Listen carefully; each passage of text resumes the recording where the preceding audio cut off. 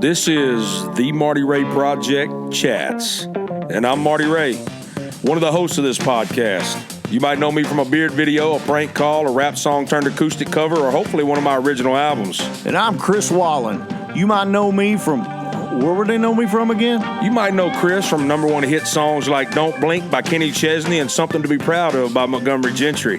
Whether you know either one of us or not, I bet you're going to have fun here. Welcome to the project. Download, subscribe, and rate, whether you love it or not. Sound supplied by Roadcaster Pro. He's the greatest referee in UFC history, maybe even in the history of fighting as a whole when it's all said and done, and no one will change my mind about that, not even him. Referee of the year 6 times at the World MMA Awards.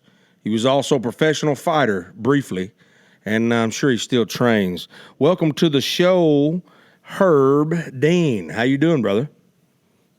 Oh, man, I'm doing great after that intro. Man. Yeah, I feel great. Yeah. Listen. I had a rough weekend, but yeah, everything's good now. Yeah, we're going to get into that because I think I know what you're talking about. Maybe. Mm-hmm. Maybe I do. But anyway, we start every show with a fast five. We ask 5 quick questions, and we ask for 5 quick answers. You ready?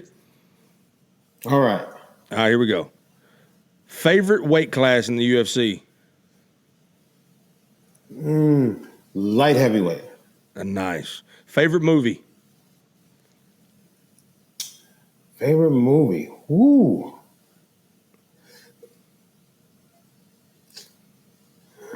Star Wars. Okay, good choice. Favorite candy? If you eat candy. Jolly Rancher. Okay. Favorite arena that you've refereed in? Osaka Dome.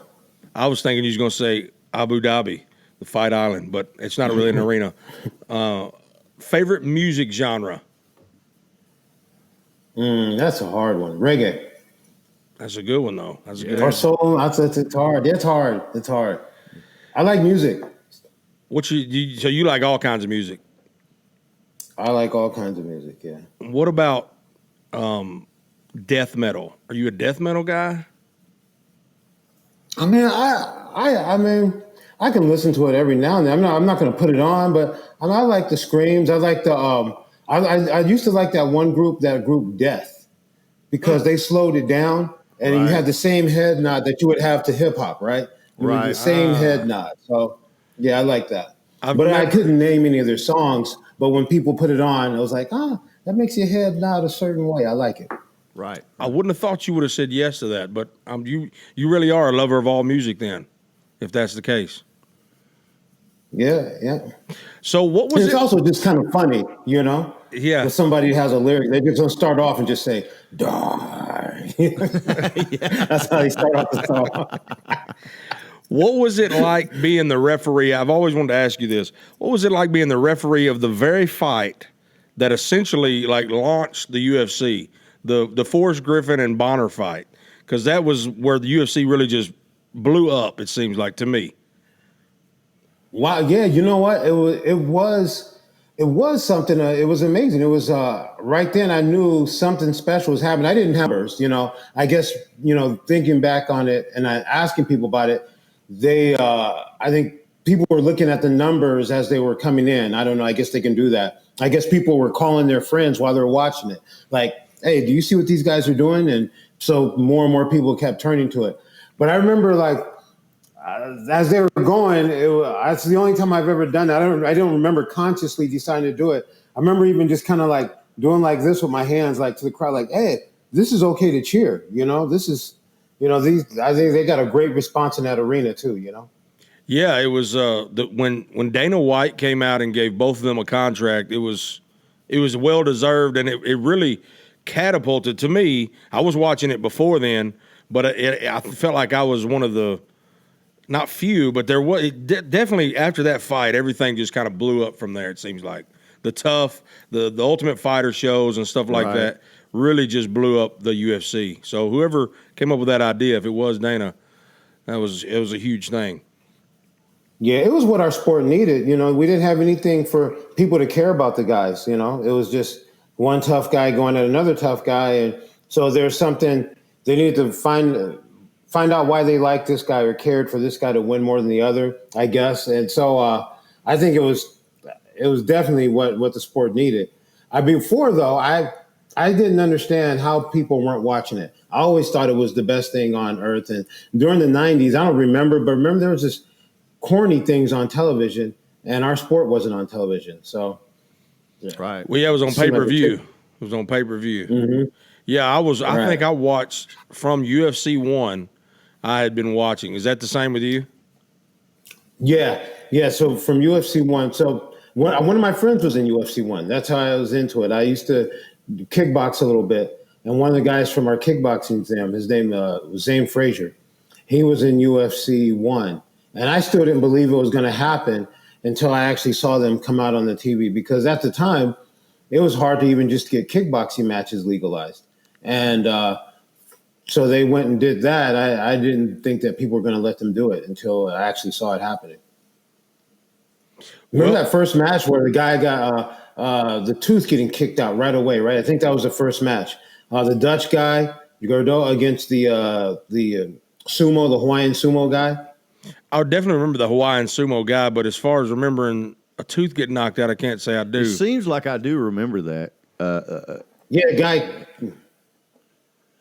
guy, he shot, the guy pushed him down, kicked him, and his tooth went out into the audience. Nice. Somebody got a souvenir. Man, that's 3D. 3D fighting. 3D experience. Yeah, teeth and blood at the UFC 1. I tell you, UFC, before Dana White and them came in, there was the rules were just bizarre. Like there was a guy hitting somebody in the crotch repeatedly, and it was. Well, and it lasted basically until, it was done. It was. I remember watching Horace Gracie, and those guys. There was basically. There was a few rules. No eye gouging. I think that was it. I think that was it. No biting. You couldn't bite. No biting. You couldn't bite. Yeah. Man. Mm-hmm. You could pull hair back then. They added that later, right? Mm-hmm. Yeah. You seen people because Hoist won by holding on to Chemo's ponytail. Mm-hmm. I remember that. That's right. Yeah. So, what is the craziest match that you've refereed? Like that you remember in your head? Is it like the one that is it a recent one like that just took place, or is it because of the controversy, or is it something that's further in the past? Oh no, that's no controversy. That's just people talking. That doesn't really. That's nothing really. That was kind of silly what happened, but I don't really. I thought that the stoppage on that match was pretty textbook. I didn't think it was anything out of the ordinary. And some people decide to make it a little weird. Hey, enjoy it, Well, I'll say this. Mm-hmm. I'm with you. I did watch your.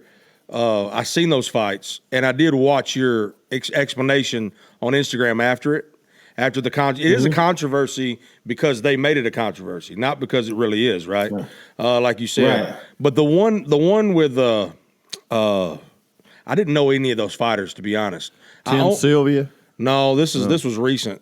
So this was Trinaldo and Herbert. Was that the one where the guy got knocked down? Was that the one he got knocked down? Yes. Okay. He got knocked down. Yeah. So that one, even me, and I'm a Herb Dean fan. I'm not saying it was early stoppage, or it should have been a stop. But from the outside looking in, as a spectator, it looked like he was out. But you see something that we don't, right? So you know more about it than we do.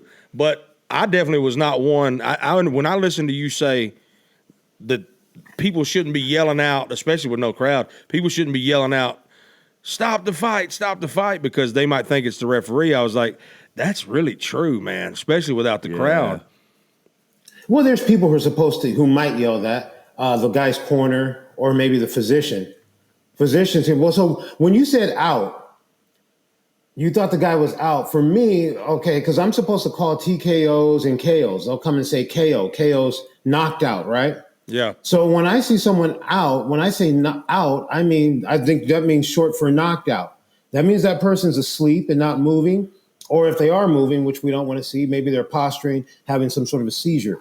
But when I say knocked out, I think that guy is asleep and not moving, and I don't think that's what that guy was. No, he definitely wasn't that. When I say out, I just mean, because you see the fight get stopped. I'm not attacking you at all. No, I know, but I don't think you are. I just want to have when we talk about it, I like to have specific descriptions, because that's what I have to use to make my decisions. So if we say out, let's say we can say the guy was hurt. We just want to make, because so we say the fighter was definitely hurt. Here's what why when I say out is when as just a fan, a mere fan that really doesn't know much about the inside workings of UFC. Never been in an octagon or anything. But when I say out, it's like because you see the stoppage come when it looks like somebody is not defending, like when they go back and they're just and they're doing this. So I say when he went back like this, to me, it looked like where normally people would have stopped it, is what I'm saying. Now I know that it would have been a controversy the other way had you stopped it and the guy said, well, he was still defending himself, right? Because he clearly, apparently, what you saw, right? You saw that he was still ready to go. Well, what I see is, okay, so that's where I want to get our little terms on the same page. So when we say out, that means that someone's asleep. So the guy wasn't asleep, but he was hurt. And we had our first clue. We knew that because he fell down. And he fell a delayed reaction. So it wasn't even the force of the punch knocking him down. He was definitely hurt because he got hit, and then it was a delayed reaction. He falls. So we know he's hurt. But that's one of the things that happens when people are punching and kicking each other in the face. They get hurt. So now what I have to decide, is he able to protect himself? So when, I have boxes that I'm ticking off in a very short time, micro, fractions of a second, I'm ticking off the box. Is he awake? Does he know where his opponent is? Does he care where his opponent is? That's good, because sometimes you see a guy, he's just staring into space and he's not even looking for his opponent. So he might not even know he's in a fight at that point. So we want to know, are they at least looking for his opponent? This guy was better than that. He actually found his opponent. He looked over, he's looking at the guy, and then he puts his arms in between him and his guy. That's a good thing to do. Then he even addresses the position. I think he puts his leg up and head off the mat. And when the guy came down to control him, he didn't step into the mount because the leg was there. He even had to go into somewhat of a guard position. I'm not sure if it was a half guard or what, but he didn't go straight on top of him, which is the preferred position, because he had to deal with the leg. So there was some defense there. And I need to see how able he is to defend himself. But from making those actions, at least we're going to give the guy something to try. What also made it weird is the other fighter hesitated because he didn't want to jump on the guy. He's a nice guy. Yeah. But my job is I need to see if someone can defend themselves. So I need to also, part of that, I need to measure what he's doing. And I also need to measure the threat, so... Right. So there wasn't much threat there until the guy came after him. So that's what we do.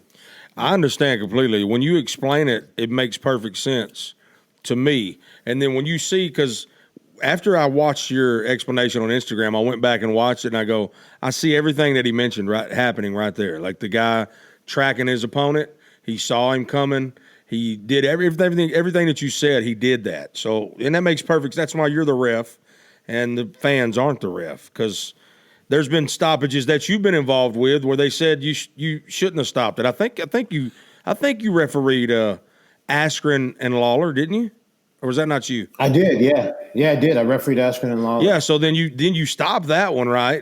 Like as you should have, and then everybody says, well, he shouldn't have stopped it, And I thought, no matter what you do, it's like even the best ref there is they're gonna find a controversy to drum up. Well, even with that, I mean the Tim Sylvia and the Frank Mir fight, the thing at where you literally saw his arm break. Mm-hmm. They come out and that was crazy. I mean, and everybody was kind of, and then later on, of course, they found out that his arm was broken. So Yeah, I had a good seat. That's one of the things. I'm pretty close to things, so I can see what's happening and things that other people aren't able to see.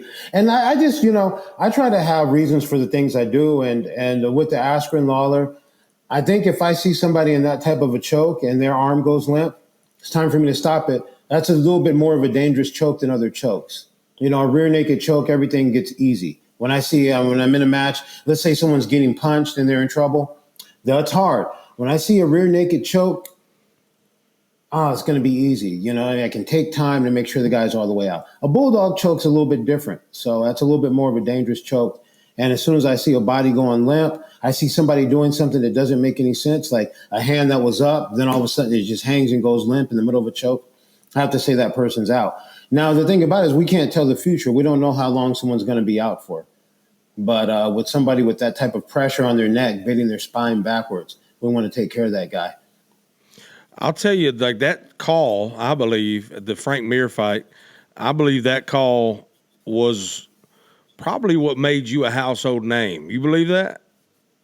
I believe that. I think you're absolutely right. Yeah. I think that call, nobody pays attention until, if you get it right, no one pays attention.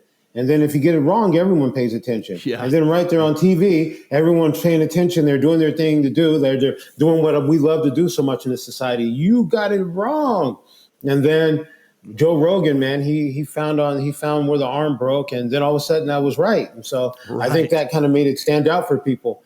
And I think without that, in my mind, I had accepted that it was a good run, and I probably wouldn't be back, and that maybe some kid later on would put it on the internet. Hey, by the way, his arm was broken, but no one would care by that point because they had got their chance to point fingers and stuff like that. Right. I always say they always print what they're really trying to say on the first page, but when they have to retract it, it's on the 8th page. That's true. Yeah, that's exactly. Yeah. That's definitely true. It's a rough thing. Yeah, it's a rough thing with the analysts sometimes because it's such a hard job. They have to talk and make something sensational that people are going to care about for 8 hours. I mean, I don't know if it's 8 hours straight, but with the prelims and everything, they're going nonstop and trying not to say the same thing twice. I don't know. I mean, I'm sure that you don't want to play the same lick twice or over and over again. They're trying to vary it, make things a little different. Right. And and make it interesting for people. And I mean, we're the low hanging fruit. It's just right there. So easy, I saw one of the matches there. There was an elbow, and the guy said, "Well, he got hurt by an illegal elbow." And then the replay goes. You can hear the time go. They didn't say, "Oh, all right, the elbow it wasn't late." They go, "Oh, it was an illegal elbow. It was a late elbow. Then it was an illegal elbow." Then they saw, "Oh no, that was right on the zone." But nobody says anything. And they go, "Oh man, there's a lot of redness." But the thing to make people care, if to put a little extra season, a little extra sensation on there, some sizzles to go, it was a late elbow. Whoa, wait a minute, So we're the low hanging fruit, and if you want somebody to care about what you're saying, it's pretty easy to reach out and go after us.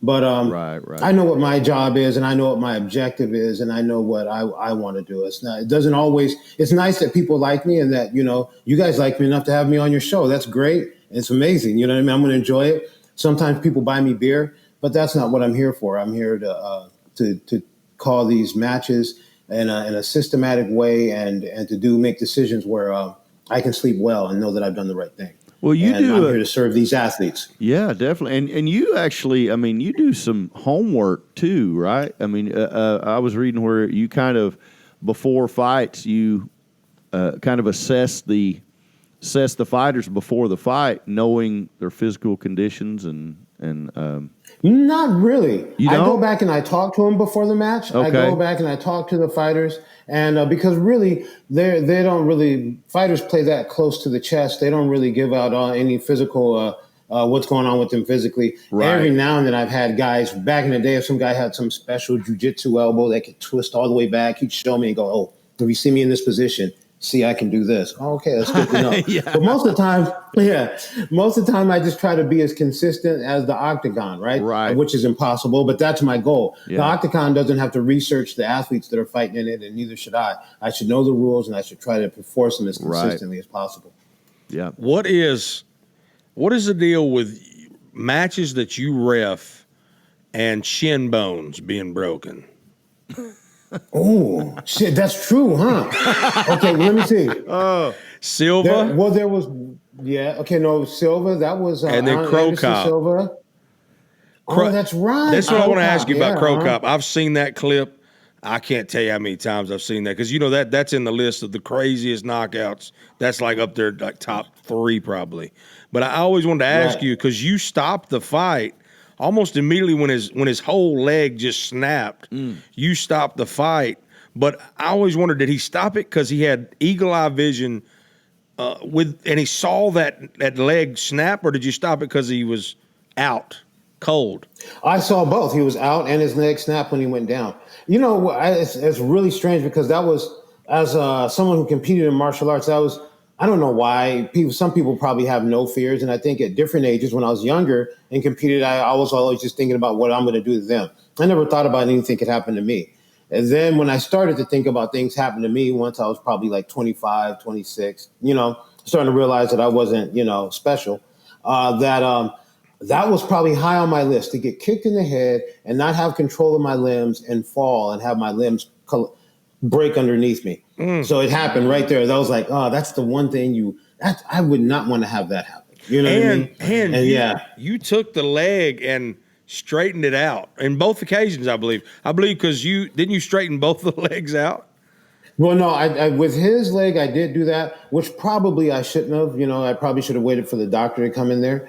But it was just hard for me to look at it that way. And if I knew if I could take some pressure off of it, maybe it would readjust itself. Right. I didn't straighten it out. I relieved the pressure, and it kind of went back to where it was. With Anderson's, I did not touch that at all. I would look at the video again, make sure. I don't think I wanted to touch that. I just wanted to make sure. I just wanted to just make sure that he calmed down. And just to know that, okay, look, something rough, something very scary just happened, and don't worry. There's a physician here. Everyone who could possibly be here to take care of you is here. They have it happen at the UFC. Not only do they have the commissioned doctors, the UFC have other physicians there, specialists in so many areas they have. And so just wanted to let him relax and look, don't worry. They're going to take care of you. Relax. What other shin bones have you seen get shattered like that? That was the only one that I saw live where I was in the cage. I've seen it happen before to other people. Well, 2 of them, right? I saw it happen with Corey. Yeah, 2 of them. I saw it happen with Corey. Weren't you? You did, because you were there with Anderson Silva when he snapped his, right? Mm-hmm. And then Crow Cop. So there's 2 for sure, right?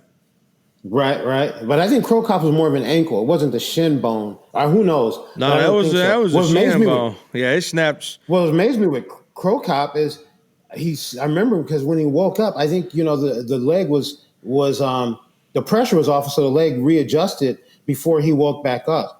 And then when he was sitting on the stool, I remember he goes to stand up and he looks down at his leg like a little strange look, like, what's that? And then it looked like he just made his mind up and just walked out without a limp. And I was Are you kidding me? Wow, so it wasn't his shin bone? I don't think so. I think it was there was an injury there. And he, but I remember I was like, because that was, I looked up to that guy, I looked up and I was like, man, Crow Cop, man, look at that dude. He just told his leg, you will perform, and just walked out, no limp or anything. Didn't even care. Man. Walked out on a maybe later. Yeah. Just walk right on out. Like, I'm done. I'd be snot crying. Yeah. I'd just be like crying. Yeah, me too. Yeah. Well, Silva was. Anderson Silva was. Like that. Yeah, that was a tough situation. Man. Yeah. Silva, he probably didn't see this, but Anderson Silva kicks. I forgot who he was fighting. Who was he fighting?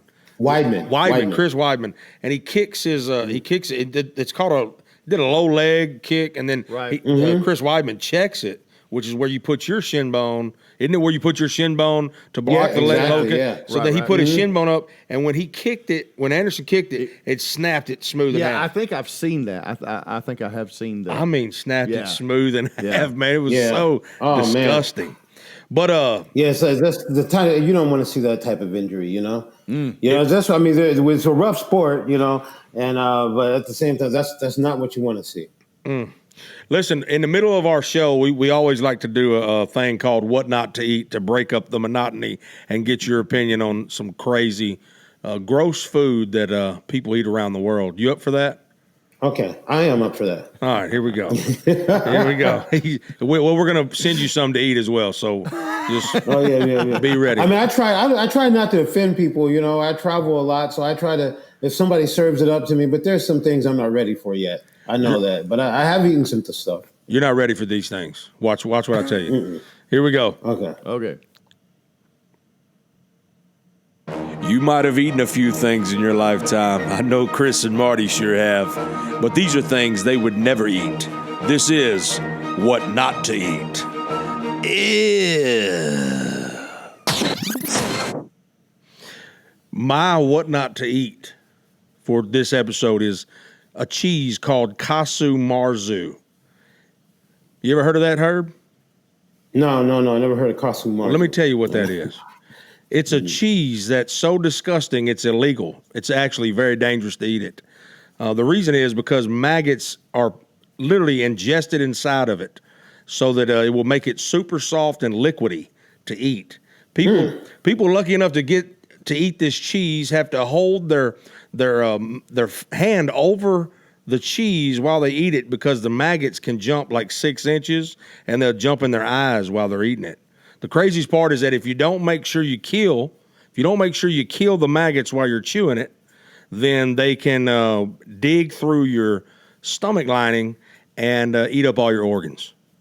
Yeah. Man. Okay, yeah, I wouldn't eat that. You sure? That. Who eats that? Who eats that? It's illegal everywhere except for Italy. Except for Italy. So we're going to get some. You have to be a pro. Do they let the kids eat it? I wonder. You have to be 21 to drink alcohol here, and I mean, you might have to be a certain age to eat it. Do you think? I don't know. I think they give it to their babies growing up. I think that's how they. They can just do it. They're just tough. They put it on pizza. That's how they put it on That's pizza. how they make sure everybody's strong, right? Yeah. You just weed out the weak. I think that's the initiation into the Italian mafia is what I think. Oh my God! Right. Yeah. Just grab a glob of it. Oh man! It's like that looks so great. Look at that cheese. Is Herb able to see that? And the cheese? maggots jump. Yeah, I can see that cheese. Yes, They I'd jump. like to see it live with the jumping maggots. Yeah. Oh, that'd be great to watch somebody get a maggot jump in their eye or something. Yeah, right in the eye. Right in the eyeball. Man, but what a story And these are you would tough have. maggots. Ugh. What a story you'd They have. can eat through Man, your why do you wear intestines. why do you wear an eye patch? Man, I was eating this cheese and this maggot chewed my eyeball up. Jumped Usually out I'm of the quick cheese. enough to dodge them. Yeah. Well, Herb, you would be because you're a professional fighter, so you'd be I'm out of quick the way. enough to dodge them usually. Me- But I was a little slow. I had a hangover. You would have to be drunk to eat that cheese. Man. Chris, what's yours? Man, I got a thing called Sucalu Sardu. It is a Sardinian cheese. We're going to stay with the cheese program. It's made in a unique way that only a handful of companies are allowed to produce. It's made by taking the stomach of a baby goat. Okay. Man, it's already got me, you know. Stomach of a baby goat, which is then tied at one end with a rope and left to mature with all its contents of mother's milk, which is raw goat's milk. The cheese is then aged for at least 2 to 4 months and then eaten with sliced bread, including the stomach, or fried in lard. Oh, nice. Wonder how that tastes on a cheeseburger. Oh, man. Look at think about that on a biscuit. You know what it looks like? It looks I like like that word, allowed to mature. That's a good word, allowed to mature. Yeah. You know what that looks like to me? It looks like a mummified testicle. That's what it looks like. I'm just saying. Have you ever seen a mummified testicle? I haven't.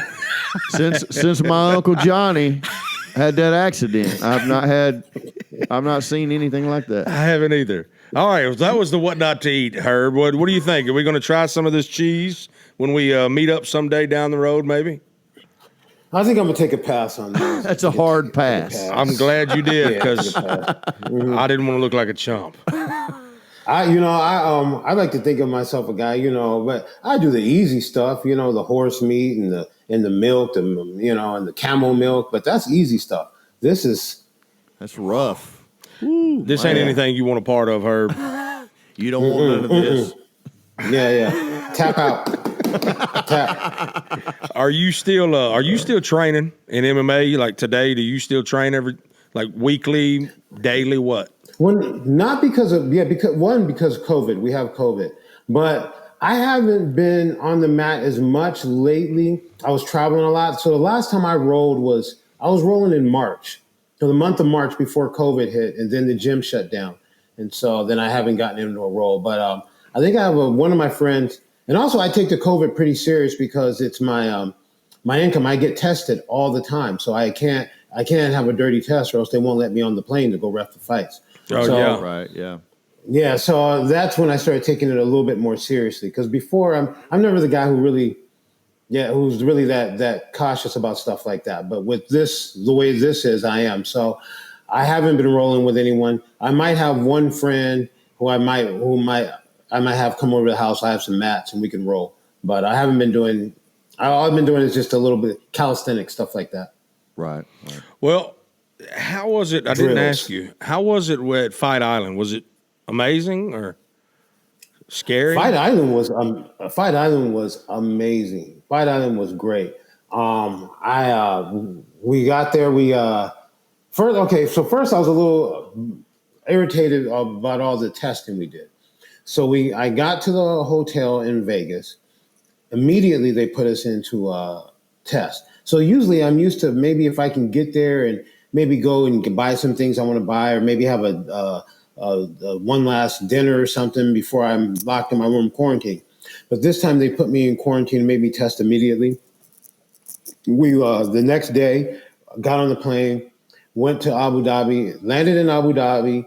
We come out of the airport. We're in a van that has a police escort. And the police escort us into the green zone.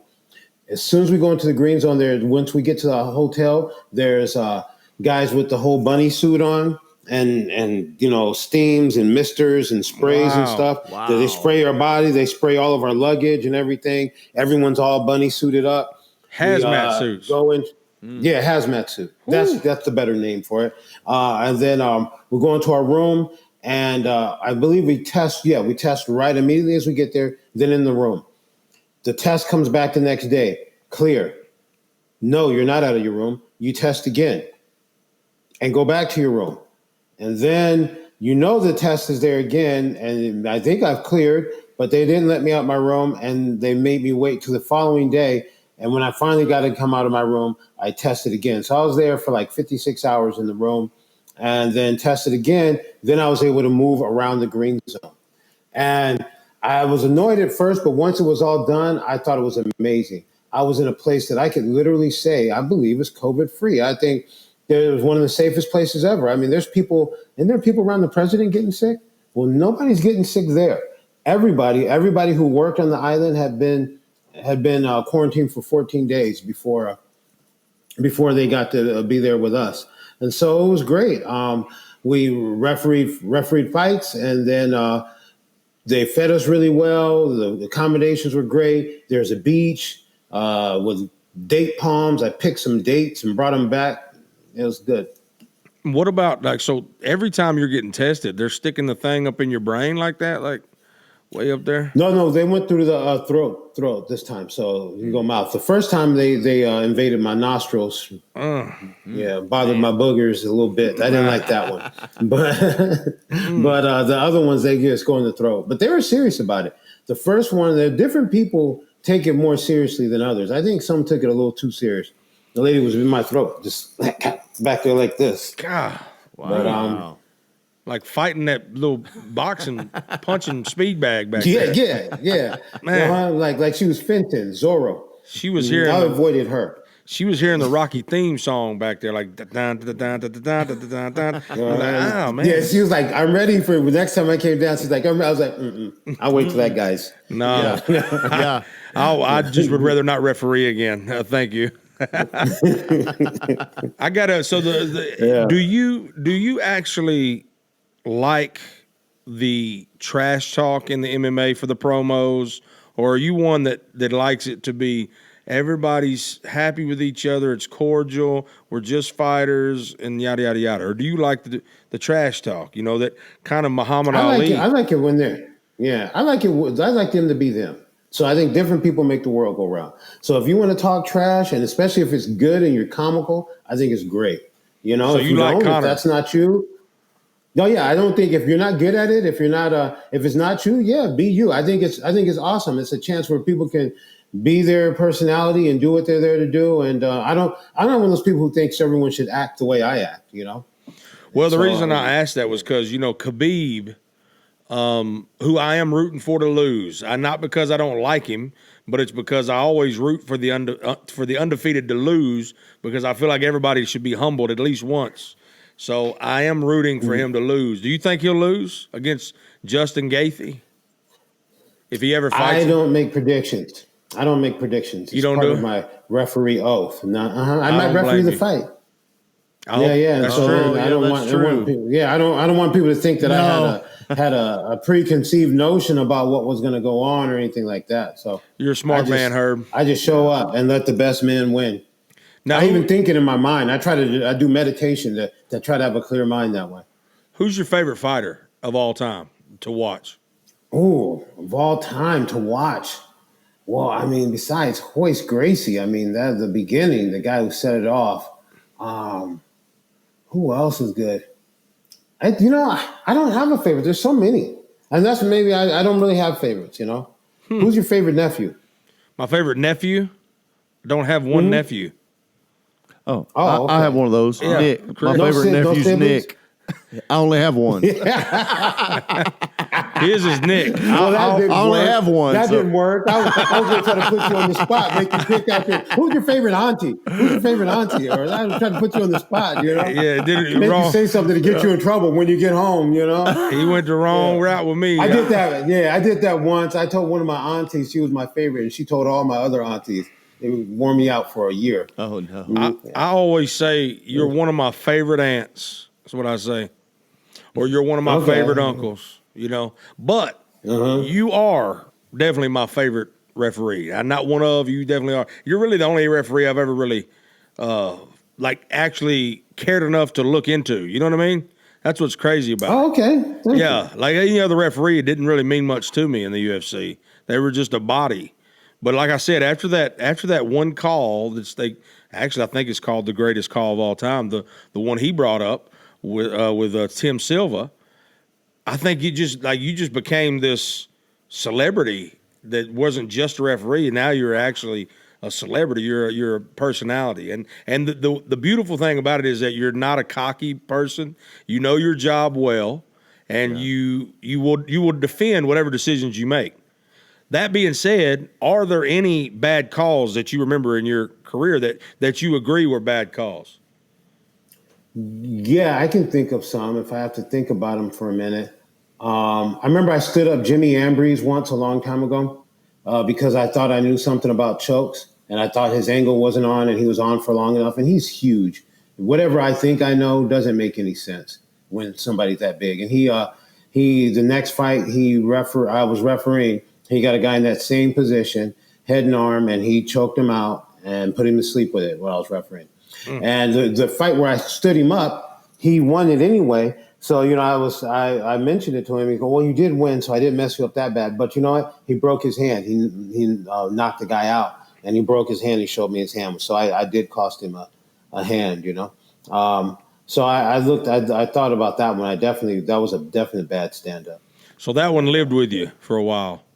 Oh, yeah, definitely. I had Mark Hunt on about 5 episodes ago, and did you ever referee any of Mark Hunt's fights? I did referee some of his fights. Mm-hmm. He's the walk-off king, Yes, he is. He would hit people, and I asked him on the show. I said, "How did you know hitting someone that you could just walk away and they were not going to get up? That the ref was going to just did that ever happen with you refereeing his fight?" I don't remember. Yeah, it happened. So It did happen. Yeah, is that frowned on by the referee, or is that okay? I think you're going to do whatever they want to do. The bottom line is I would make a decision to make. If I think that the guy is focused and ready to defend himself, and there's no threat, I'm going to allow him to recover. So one time when he did walk off, I he walked off with a knockdown, and I was pretty sure I was going to stop it if he had even looked like he was going to hit the guy again, but he walked away. And so it gave me some extra time. I locked with the guy. Then he came back, and I wasn't going to let him hit him again. Because I was pretty sure by then that the guy's jaw was broken. Because when he was moving back, I think he was holding his mouth a certain way. He seemed concerned with his, that area. So yeah. So he walked away, and then he came back and threatened. And I was like, okay, no, you don't have to do it. Okay, let me ask you a question. If you could talk to all the MMA fighters and ask them to stop doing something, what would it be? Is there something that some of them do consistently that you're like, God, I wish they would stop doing that?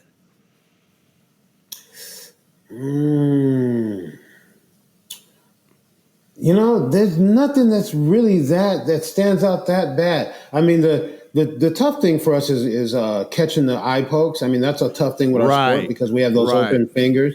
And we're working on trying to get the guys to close their fists more or lift their fingers a little bit more. But it is difficult to do it, So that kind of starts to happen. And as this starts to turn into this, and when you see that, you're like, okay, and they're not intending to do it, but it starts more and more. So actually, we've made that a foul. It's actually against the rule to have fingers straight pointing towards the eye. Really? Whether they actually hit the eye or not. Wow. So I can, if I can warn a guy, it's something that I would warn a guy a few times. But if he continues to point fingers at eyes, I can actually take a point, whether it hits the eye or not, just for because it's dangerous. They all do that. Like, that's crazy because every fighter I see, especially Connor, like he's out here all the time doing this, like, touching. I mean, when does it become a warning? You know what I mean? Because he's doing this, like touching their hands and getting his distance, and then he comes in.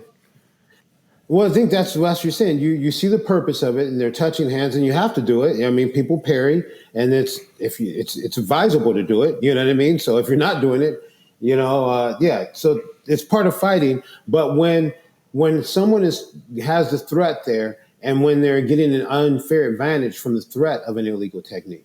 So let's say a guy is coming in to press an advantage, and the guy flings his fingers out, and even if he doesn't get poked, now the guy backs off and gets that guy a little extra space. When it starts to affect the fight, we definitely got to start stepping in. I see. Right on. Well, listen, Herb, we don't want to take up all day of, we could. Mm-hmm. I could talk to you forever. I mean, I know you got 9 houses to take care of, and I don't want you to, I don't want to keep you from it. You know what I mean? Because he's he's a rich man, Chris, but he's not rich enough to hire somebody to take care of his houses, okay? He ain't going to do that. He's a rich man, but he's frugal, and I like that, Herb. That's honorable. I like that a lot. I'm so happy that you actually called me up to be on your show, man. I think it's the first time I've been on a show with somebody who wasn't strictly in MMA. And I saw how I became aware of you. I saw your I think it was a promo that Cowboy did. Did you sing on something for Cowboy? I did. Cowboy used my original song "Bleed" in his promo before the Conor fight, but also way before that. Derek Lewis and I are good friends. Derek Lewis, okay, the Beast. Oh yeah. The Beast. I was actually at the championship fight when he fought DC. I was on the front row of that fight, and you didn't referee that fight, did you? That wasn't you there, was it? I'm trying to remember. I don't think so. I'm trying to remember. Okay. Maybe it was. It was DC and the Beast.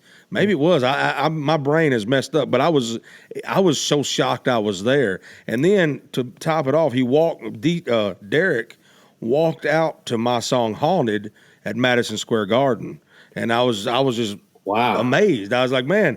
I was telling everybody, hey, that's my song he's walking out to. That's me. You know what I mean? And they were like, really? Yeah, right. I was like, no, that's my song. And then Derek come up and gave me a hug. So then they believed it. You know what I mean? Right. And I was, man, it was super cool. So I am actually connected with a lot of UFC fighters. Not that I'm friends. I'm only really friends with Derek. We don't see each other all the time, but I'm only really friends with him. But I'm connected with several Wonder Boy, Bryce Mitchell, who I think is going to be a legend in UFC soon. He's from your area, right? I was born in Memphis, and I was raised in Arkansas, and Bryce is from Arkansas, but not the part of Arkansas I lived at. I believe he lives in Searcy. So, but anyway, we end the show with an unbelievable fact. You ready for this? Okay. Here we go. You might think it's not true, but I assure you that it is. It's hard to believe it's an unbelievable fact. Herb, especially for somebody like you, this just worked out so perfect, this unbelievable fact. Because with a man that has 9 houses and plenty of people to take care of his stuff. I'm a poor person. I am not a rich man. I'm very hardworking, humble. This color is white, but blue. Yeah, humble, hardworking individual. Herb, don't act like you wasn't flexing before the camera started rolling. Okay, you were shaking us around your house, showing us all your property. Okay, this right here, this might be a place where you end up moving someday. This is an unbelievable fact. I don't know how they know this, but it's supposed to be true. It rains diamonds on Jupiter. That's an unbelievable fact. Can you believe that? Wow. Yeah. They say, look, his eyes are lighting up. Wow. He's like, well, it rains diamonds in my houses too. You know what I mean? Believe it or not. Believe it or not. Wow. Rains diamonds in Jupiter. I don't even know how they know that. Who's been to Jupiter to catch some diamonds? To really see it happen. Yeah. You know what I'm saying? I think a lot of this stuff is, they say is a fact, and we go, okay, that's a fact. Okay. Yeah. And they just made that's it up. That's true. Yeah, yeah. Yeah, I'm going to make up a fact. That. I'm going to make up a fact. Go ahead. Okay. On Mars, it rains chocolate. And it's a fact. I know it, okay? Wow. That's so be amazing. Spreading that around. All right. Tasty chocolate. Tasty. Yeah, it has to be tasty. Not dark chocolate. I don't like the dark chocolate. I like the milky chocolate and I like a little white chocolate too. Yeah. How are you on white chocolate? Oh, I like them both. About any kind of chocolate. Yeah, I'm not picky. Marzipan. You like that? I like Lindt chocolate.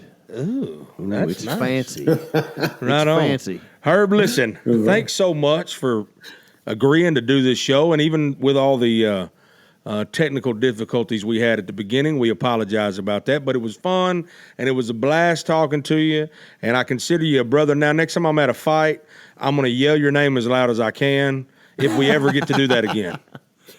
If you're ever at a fight too, if you're playing around the show, let me know, man. I'd love to come see you live, man, doing your thing. I have to do that. You know, just you're so rich. Bring me in to do a show at one of your houses.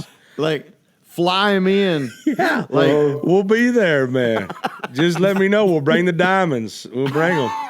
Yeah. Don't tell people. Somebody's actually going to believe that I'm rich. Well, that's what this show is going to be titled. Herb Dean is rich. So yeah, right. It's so good to meet you, man. Thanks a lot. All right, brother. Love you to death, brother. Hey, thank you. God bless you. Love you, brother. See you around. All right. God bless. Thank y'all so much for listening to the Marty Ray Project Chats. And a big thank you to Rode for supplying the sound with Rodecaster Pro. Whether you like what you heard or hated what you heard, subscribe and rate us anyway. Let us have it.